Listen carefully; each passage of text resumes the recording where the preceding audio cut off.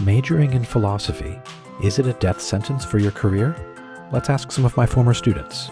I'm Christopher Annadale, and this is Life After Philosophy. Here are some of the great people I will be interviewing in Life After Philosophy, Season 3. A science fiction author of over 35 novels and the founder of a new sci-fi fantasy convention. A charter school teacher who uses philosophy in his social studies classes. A naval intelligence officer who works in nuclear weapons strategy. An Oxford University postdoc who is writing about role models and moral exemplars among young corporate professionals. A monk who works in priestly formation and has a book forthcoming on masculine virtue. And one of the best Latin scholars I know. Episodes premiere Mondays in August 2024. Here are some excerpts from these coming episodes. Where do you approach the ethics of something like nuclear war strategy? I mean, some people might say there's just an issue of scale and destructiveness here, where the ethical questions ought to be, quite easy, as in, don't press that button. What kind of issues come up that you find are worthy of a kind of serious philosophical consideration?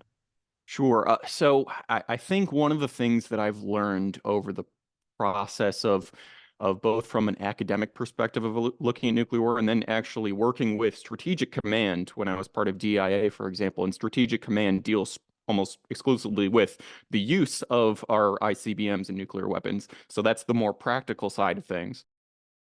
One thing that I learned along the way is that there is a lot of, for understandable reasons, propaganda around nuclear weapons, right? And by that I mean we in the United States have, for the past 50 years, whenever the discussion of it comes up, right, wrong, or indifferent, it always sort of tends to it's end of the world sort of situation. And in many ways, I think actually from an ethical perspective, that's a better way of looking at it because it prevents you from actually, as you mentioned, pushing the button.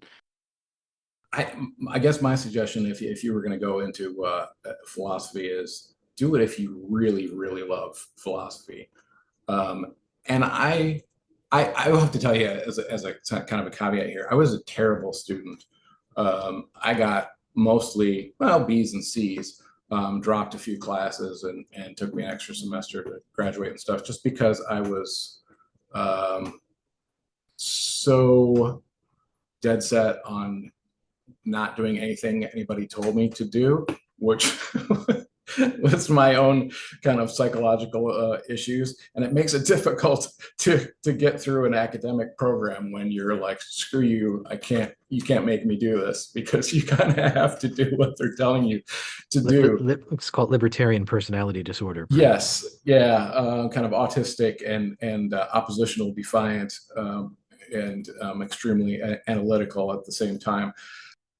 So I think philosophical thinking helps you to appreciate where that person is coming from, to enter into their shoes, and to have that wherewithal to ask, what was going on in the author's mind when they wrote this argument? What was going on in their life? What was going on in their society at this time? Right? So philosophical thinking gives you that capacious mindset to just range far and wide on what to ask. And that's really important for the virtue of empathy. So I think when you are exercising your philosophical mind, you're exercising the virtue of empathy, right? Because you're entering into another world and appreciating what that world is contributing to the philosophical argument there.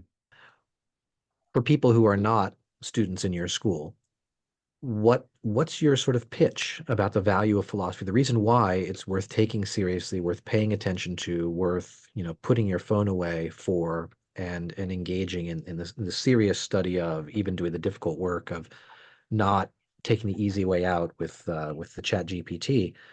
What is there sort of an elevator pitch you've learned to make for the value of philosophy that goes beyond what we've said so far? So, yeah, I have this Frankenstein definition of philosophy that I use in my classes that is all this talk of plagiarism, and now I've plagiarized it from multiple sources and stapled it together, and I no longer recall the sources.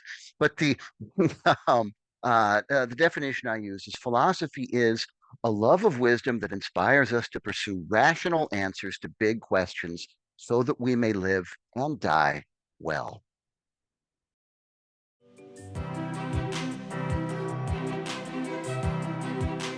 Thank you for listening to Life After Philosophy. If you enjoyed the podcast, please rate it 5 stars and share this episode with a friend. I appreciate your support.